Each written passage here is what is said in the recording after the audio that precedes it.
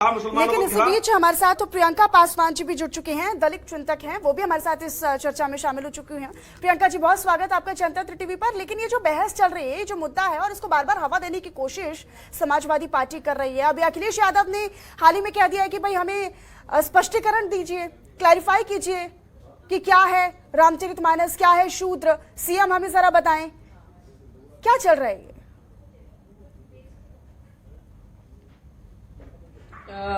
अभी तो सबसे पहले मैं सारे दर्शकों को, आज 5 फरवरी है, 1970 हिंदू कोड बिल जो लागू हुआ था, हिंदू कोड बिल लागू हुआ था जिसमें महिलाओं को सारे अधिकार दिए हुए थे, उस दिवस की हार्दिक शुभकामनाएं।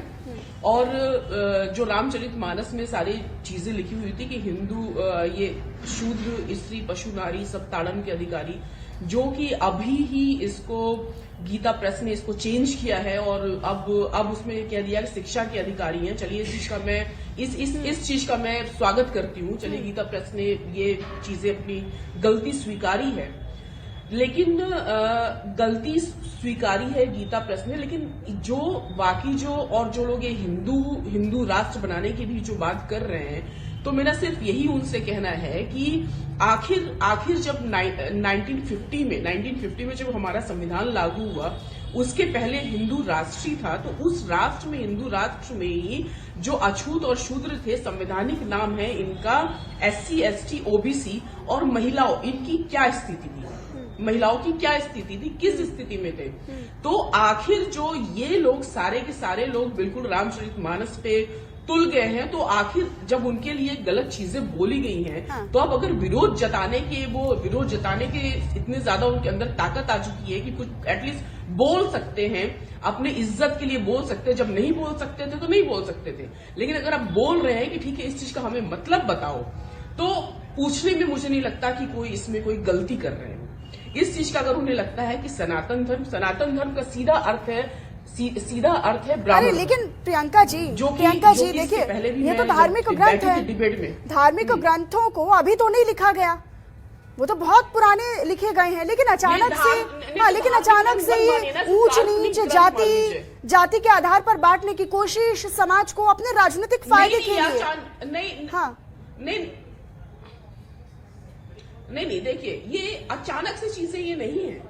अचानक से ये जो चीजें लोगों के दिल दिमाग में उठ रही है कि आखिर अचानक से ये चीज उठ रही है कि आखिर उनको ऐसा क्यों कहा, ऐसा उनके साथ व्यवहार क्यों किया गया कि उनके साथ पशु जैसा उनके साथ बिहेव हुआ। अब वो ये पूछ रहे हैं आखिर क्यों। और अगर ये चीजें हैं, तो अगर हम हिंदू हैं तो हमें मंदिर में जाने का अधिकार क्यों? प्रियंका जी, लेकिन ये लोग नहीं पूछ रहे ना, ये तो स्वामी प्रसाद मौर्य पूछ रहे हैं, ये लोग कहाँ पूछ रहे हैं? लोगों ने कहा अपनी नाराजगी जाहिर की है। ये तो एक राजनीतिक फायदे के लिए स्वामी प्रसाद मौर्य ने बयान दे दिया और उसको हवा पकड़ ली है अखिलेश यादव ने। ये तो राजनीतिकरण करना हुआ ना। ये कहाँ आप लोगों की टेंशन लेके बैठ गए हैं? आप लोगों की हक की बात कर रहे हैं। स्वामी प्रसाद मौर्य जब तक, हाँ, बिल्कुल हक की बात ही कर रही हूं मैं। और किस चीज की बात कर रही हूं भाई? कि अगर जो समाज, जो समूह, जो जेंडर कभी भी नहीं बोल पाया हिंदू राष्ट्र में अपना कुछ भी, सनातन धर्म में और ये ब्राह्मण धर्म में उनकी कोई औकात नहीं थी। अगर आज सामने खड़े होकर के मैं बोल रही हूँ, आप बोल रही हैं, अरे प्रियंका जी, लेकिन उसके लिए कानून है ना, लॉ है, संविधान बना, कानून बना, उसमें संशोधन हुआ। जेंडर डिस्क्रिमिनेशन का सारी चीजें रामचरित मानस और जो इस तरह के धर्म ग्रंथ है उनमें डिस्क्रिमिनेशन किया गया है। तो अगर वो सवाल पूछ रहे हैं तो पूछना गलत नहीं है।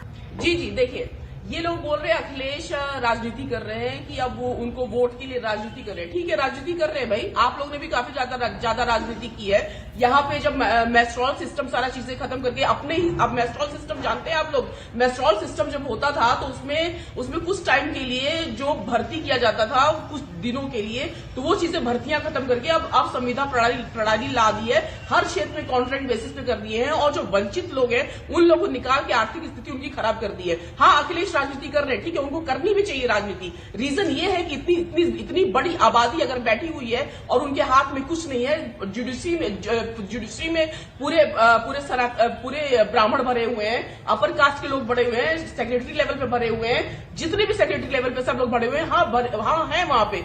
तो अगर राजनीति कर रहे हैं इस पर रामचरितमानस पे तो करनी चाहिए राजनीति और अपने हकों के लिए बात करनी चाहिए, क्योंकि वो नेता है और नेता अगर हाथ उठा रहा है तो ठीक है, अच्छी बात है। अखिलेश के कई प्रयास असफल हुए हैं और मैं ये चाहती हूँ उनका ये रामचरितमानस वाला प्रयास सफल हो जाए। अब उसमें अगर वो बोल रहे हैं कि यहाँ पे जो शालिनी दुआ ये जो बैठी हुई है, वरिष्ठ पत्रकार जो बैठी हुई है, बोल रही है वो मिसप्रिंट है, वो मिसप्रिंट है कि ना जाने किस यूनिवर्सिटी में पढ़ के आई हुई है, हजारों सालों से वो चला आ रहा है, अब वो चलता आ रहा है। आप लोग जब सवाल उठा रहे हैं उसको बदल करके अब शिक्षा का कर रहे हैं आप लोग इतनी मक्कारी लाते कहां से, मुझे समझ नहीं आता है।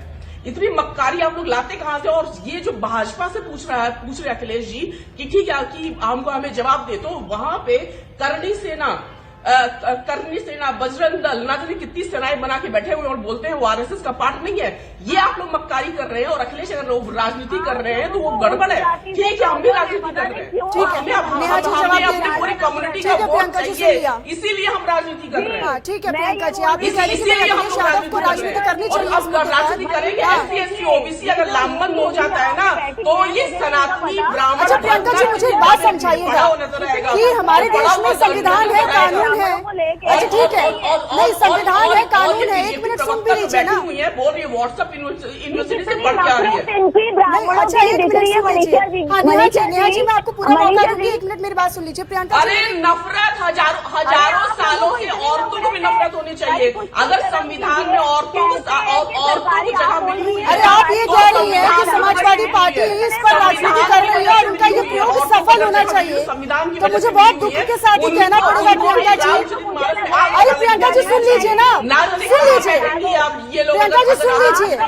आप ये बताइए कि कौन से संविधान में महिलाओं की प्रताड़ना की बात है?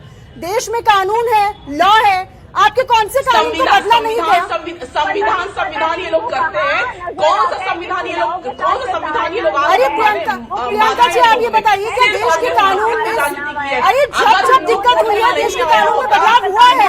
नहीं आया होगा, आप लोग रामायण, रामचरितमानस, सुंदरकांड इन सबको पकड़ के बैठेगा तो ये नहीं रही होती। लेकिन यहाँ ये दुआ बैठ के बोल रही है, शालिनी दुआ सुनील जो बैठ के बोल रही। अच्छा प्रियंका जी, अब आपने बोल लिया तो सुनने का धैर्य भी रखिए जरा। अच्छा है और मिसप्रिंट। अरे सुनने का धैर्य भी रखिए ना, सुनने का धैर्य रखिए। जी मनीषा जी, मैं बोलना चाहूंगी। नहीं जैसे तो सुन ही रहे ना हम लोग, अब बोलने के टाइम में तो बोलेंगे अब। हाँ, अब चुनाव आ रहे हैं तो अब आपको बोलने, हाँ अब आपको याद आ रहा होगा हक, महिलाओं की प्रताड़ना, महिलाओं की ये वो। अरे रामचरितमानस में ऐसा कुछ नहीं है। प्रियंका जी सुन लीजिए, अरे प्रियंका जी सुन लीजिए, किसी धार्मिक ग्रंथ में कभी भी किसी की प्रताड़ना की बात नहीं है। तो क्यों नहीं नफरत होगा? अरे प्रियंका जी, ये कोई नई रामचरितमानस नहीं लिखी है, ये रामचरितमानस नई तौर पर नहीं लिखी है, बहुत पुरानी है। रामायण, सुंदरकांड, रामचरितमानस ये नया नहीं लिखा गया है। हाँ, आप लोग राजनीति इस पर नए तरीके से कर रहे हैं, वो सबको दिखाई दे रहा है, समझ में आ रहा है। बिल्कुल दिख रहा है और इनकी नफरत करेंगे, ठीक है, राजनीति कर रहे हैं। हाँ तो इस बात को कहिए ना, हाँ तो आप इस बात को कहिए कि राजनीति कर रहे हैं। अरे महिलाओं की प्रताड़ना की बात सुंदरकांड में नहीं है, रामायण में नहीं है, रामचरितमानस में नहीं है। ऐसी महिला आप ये कहिए कि आपको राजनीति करनी है तो आप वो कर रहे हैं। और जो संविधान में ये चीजें लिखी हुई है ना, तो सबसे ज्यादा अपर कम्युनिटी की महिलाओं को सबसे ज्यादा। ठीक है, एक फाइनल कमेंट में इंदुकांत जी से लेना चाहूंगी। अपर कम्युनिटी की महिलाओं, ठीक है प्रियंका जी सुन लिया, वही लोग मेरे पास समय का अभाव है, वरना मैं आपकी पूरी बात सुनती। वही लोग कुछ काम कर रही है। ठीक है प्रियंका जी, हाँ।